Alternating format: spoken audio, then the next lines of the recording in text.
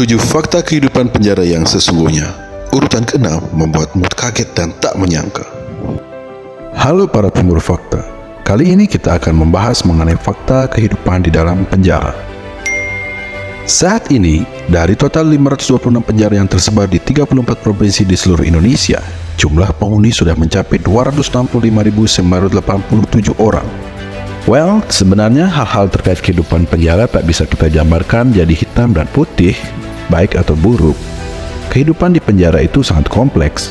Ibarat dunia, penjara adalah kota mini yang isinya manusia sangat beragam, mulai dari tahanan hingga sipir penjara. Tak selamanya tahanan yang berbuat jahat, bisa jadi pegawai penjara yang malah nakal. Nih 7 fakta kehidupan penjara yang membuat Anda kaget dan cuma bisa geleng-geleng kepala. Yang pertama, Bhinneka Tunggal Ika sesungguhnya. Penjara adalah tempat semua ras, suku, dan agama bergabung menjadi satu. Di dalam sel, semua orang mendapatkan perlakuan yang sama.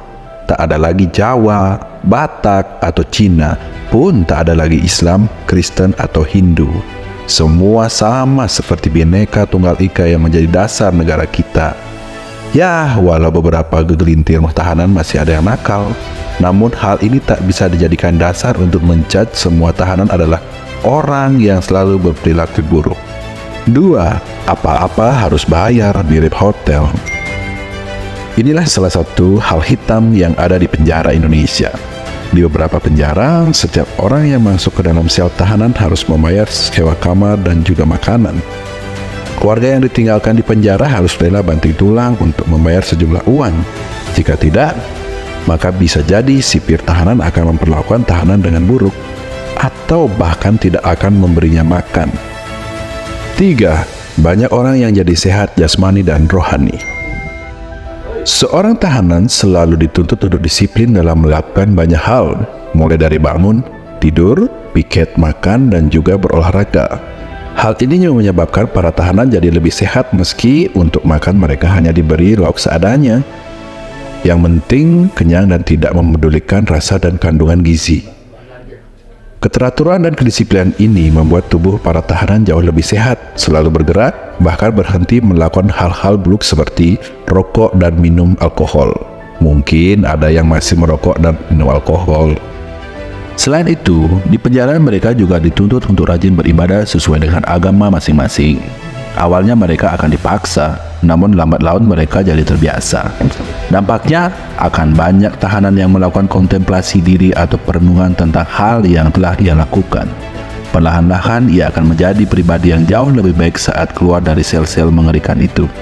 4. Hubungan badan dan lokalisasi terselubung. Umumnya, penjara pria dan wanita dipisah. Hal ini dilakukan untuk menghindari hal-hal yang tidak diinginkan seperti tindakan asusila. Terlebih banyak tahanan pria dewasa yang jauh dari istrinya. Mengetahui hal ini, beberapa oknum dalam LP melakukan penawaran yang menguntungkan bagi tahanan yang berduit. Mereka akan dipertemukan dengan tahanan wanita untuk jajan. Oknum nakal dari tahanan akan menawarkan jasa yang ini dengan harga yang lumayan mahal. Jadi jika tak kuat bayar, ya ditahan sampai lupa sendiri. Atau jika sudah parah, biasanya akan ada kasus asusila terhadap teman satu sel. Segala hal bisa terjadi di penjara, terlebih yang terpenjara tak hanya tubuh mereka saja, tapi nafsu mereka juga secara tak langsung. 5. Sapi perah dadakan bagi sipir nakal. Para tahanan yang masuk ke dalam penjara biasanya akan jadi mesin ATM. Keluarga tahanan yang menyekup akan bawa banyak sekali barang seperti sembako. Namun, tak semua sembako ini akan diberikan kepada tahanan. Sebagian besar benda ini akan diporoti dan dibawa pulang oleh sipir tahanan. Meski tak semua sipir seperti ini, itulah mengapa orang yang tak benar-benar kaya, hidupnya akan sama saja di penjara. Bawa makanan banyak pun pasti dibagi dirata ke semua teman sel. Dan lagi, biasanya pihak keluarga menitipkan uang untuk tahanan. Oke, tahanan pun harus beli keperluan dari dalam penjara loh. Namun uang itu pasti kena pajak, maksudnya dikurangi beberapa persen bagi ongkos. Sudah menderita, tapi tetap saja diporoti, kan kasihan. Ya, walau para tahanan pernah melakukan hal buruk, tapi mereka tetap manusia juga. 6. Tempat judi dan mengkonsumsi narkoba paling aman. Di mana tempat paling aman melakukan kejahatan?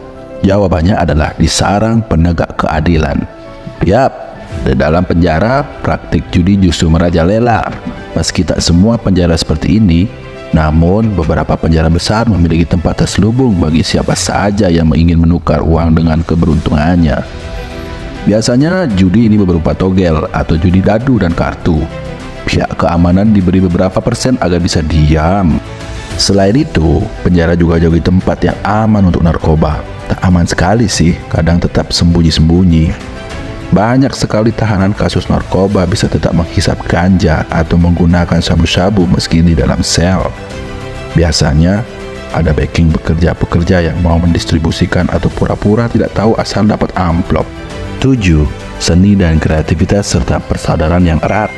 Penjara bukanlah tempat yang isinya manusia berotak kriminal saja. Di dalam penjara, para tahanan bisa menjalin persahabatan. Bahkan persahabatan ini sudah selayaknya saudara, karena memiliki rasa sakit dan penderitaan yang sama di penjara. Jadi, saat sama-sama bebas nanti, mereka bisa saling bertemu untuk saling menjalin bersilaturahmi. Semoga bukan untuk hal-hal yang buruk lagi ya. Dunia ini berisi banyak sekali manusia, kadang-kadang baik, kadang-kadang buruk, atau setia setengah-setengah. Itulah mengapa kita bisa menganggap dunia ini buruk atau dunia ini baik. Seperti itulah dengan dunia di dalam penjara. Kita harus melihatnya dari sisi yang berimbang. Ada kebaikan di sarang orang yang dianggap sampah masyarakat itu, begitu juga sebaliknya.